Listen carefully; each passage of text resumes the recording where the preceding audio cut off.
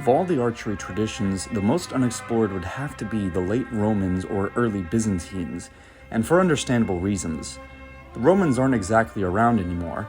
So many things have been lost to time, unlike the ancient ethnic groups and political collectives in which their identity have survived to this day, such as the Persians, Mongolians, and Turks.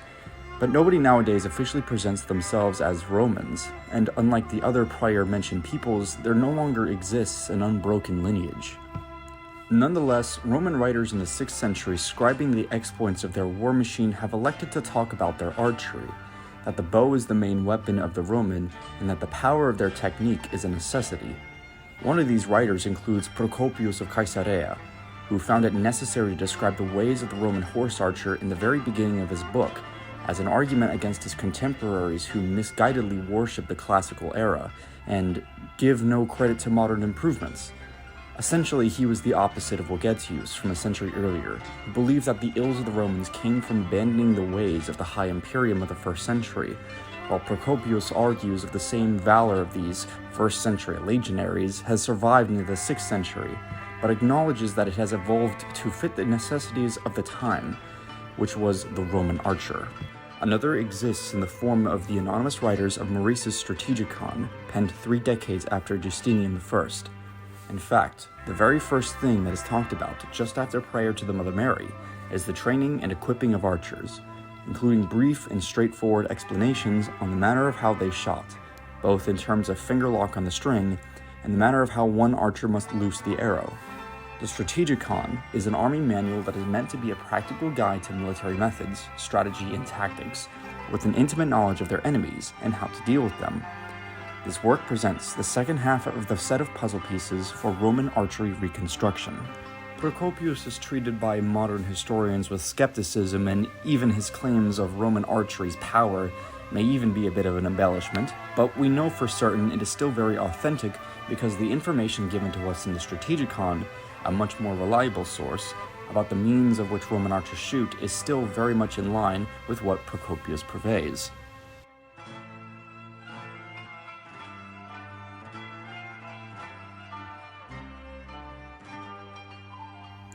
For starters, we know for absolute certain that the Romans preferred shooting with greater stopping power, and both Procopius and the Strategicon remark on this.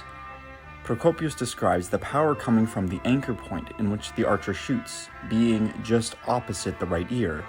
Additionally, he mentions that the bowstring is bent along by the forehead. This will be important later. He states that this charges the arrow with an impetus as to kill whoever stands in the way, no corselet or shield alike being able to check its power. An embellishment perhaps, but the idea of shooting with power as to pierce armor and shields is inherently a goal by archers worldwide. Drawing back to the ear with any bow allows for the greatest deformation possible, and therefore the greater amount of potential energy is stored up for a more powerful shot. We can also draw up comparisons to Persian archery, as both of the mentioned sources do the same as well, even going as far as to say the same exact thing. Procopius describes the Battle of Callinicum, where the Roman field army under Belisarius drew up their forces against the Sassanids and began exchanging arrows, that old rivalry playing out. On a similar note, the writers of the Strategicon had pointed out the same thing in their description of the Persians. The claims of Procopius are only supported by the fact that another more reliable source on warfare mentions roughly the same idea, that the Persians preferred rapid speed archery. The reason this is important is because of what this implicates about Roman archery in comparison to their Persian rivals, as well as what these sources tell us directly. This is a call back to the beginning of Procopius's book, about how the Roman archers' power in their shot is unchecked by shields or corselet. The Strategicon, however, upon a surface-level analyzation, seems to be focused on the same thing as the Persians do, rapid, high-volume archery, even going as far as to prescribe the Persian manner as one of 2 finger locks that can be used. The popular conception is that the Romans during the time of the Strategicon focused on high-volume archery to counter the high volume of Persian archery, which would be a difference in the 3 decades between these works. However, on closer examination, the Strategicon tells us what rapid shooting really is, and cements that the historian Procopius and the writers of the military manual are in firm agreement that the focus of Roman archery is in its power. This is the most important passage to consider. The writer of this chapter, the Strategicon, would not mention this if rapid shooting was truly about high volume. Dragon had already done a great video about this topic, which I will link in the description, but in summary, a more contextualizing interpretation of rapid shooting would instead to be called rapid loosing, or to draw back the string and loose without holding at the anchor point. This is to maximize the power of the shot by avoiding elastic hysteresis at full draw, which is a gradual decrease in elastic energy when deformation is held at a constant rate. We may not know every specific detail of Roman archery, stances, holds of the bow, but we know the most important things about it, and therefore we can put the pieces of the puzzle together to form a coherent image. First, Procopius may be referring to bows that have anywhere from 30 to 32 inch maximal draw lengths with greater tension in the bow. But for one that has a 32 inch draw length, it's better to draw back even further if possible. Considering this, Procopius may refer to the ear and includes just opposite it as a description of the general vicinity of anchor points that allow for the most maximal power of various bows. Either that, or it may not refer to the anchor point but is still talking about the bowstring, which I will address. Drawing the bowstring along by the forehead was rather tricky for me at first. Originally, I had thought this meant that the arrow itself was drawn back rather high by the forehead, with the only evidence being the existence of an eyebrow draw in Persian archery. But then I analyzed other archers and found that it is more likely something else. The point of which you knock your arrow is the bend of the string, and divides the string into a top half and bottom half. When the arrow is at the height of the chin and drawn back fully, the top half of the string is positioned along by the forehead. This leads me to believe that the arrow is positioned as low as the chin. To backtrack, Procopius says that the archer drew their bowstring along by the forehead, and just opposite the right ear. Depending on what maximal draw length is allowed by the particular bow, mine allows for a 32 inch max draw length, which can go slightly further back than the ear when at a certain height. However, Procopius doesn't say that they draw to the ear, as in a later source material, but just opposite.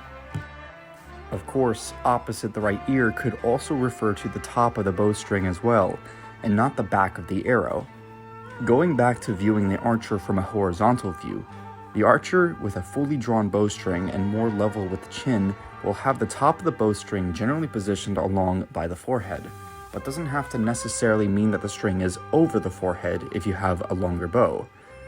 Further down the top portion, the bowstring is generally positioned over the ear. If I was to argue this, it would have to be how Procopius explains it. In the sentence, he refers to the bowstring only, not the back of the arrow, the fletchings, or the hand. It's sensible to believe that he means the same half of the bowstring that is being bent. Essentially, it's best to think of it like this. The top half of the bowstring is a straight line, and when drawn back, the straight line travels along and connects between the points of the forehead and the ear. There's also another good reason for drawing the arrow by the chin. The more horizontal your arm is with your shoulder, the longer distance it is reaching out from your body, and therefore you can achieve a more maximal draw length. Of course, this may not look exactly the same every time. There is also another good reason for this interpretation that can be implied from the written material. Procopius mentions that the method of the contemporary Roman archer with that of the lauded Homeric bowman, and mentioned that they drew the bowstring only to the breast. Comparing the draw length that the bowstring was drawn to the breast implies that either their arrow was touching the breast, or more likely the bottom of the bowstring was touching the breast. Regardless, comparing these two draw lengths implies that for a given bow, Homeric bowmen did not draw the bowstring as back as they could, therefore squandering the potential power in their shots, even if they were heavier bows. When we read into it, what Procopius is saying in this passage is that if a Roman archer and a Homeric bowman were given the same bow, the Roman archer would be more effective because he draws back the bowstring further, assumedly with the greatest possible length that is allowed. Whether that is a maximal 30-inch draw or 32-inch draw, the bowstring should be, quote, by the forehead and just opposite the right ear. This part of the bowstring likely does not refer to the bend where the back of the arrow is knocked, but the top of the bowstring that is positioned over these points to form this anchor. I think of all the potential interpretations of a single sentence, this one is the most logical, most reasonable, and most practically effective.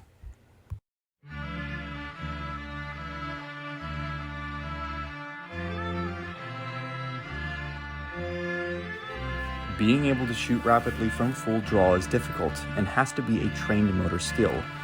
One may think that it comes from drawing the bowstring back with as much speed as possible, but this could result in various problems.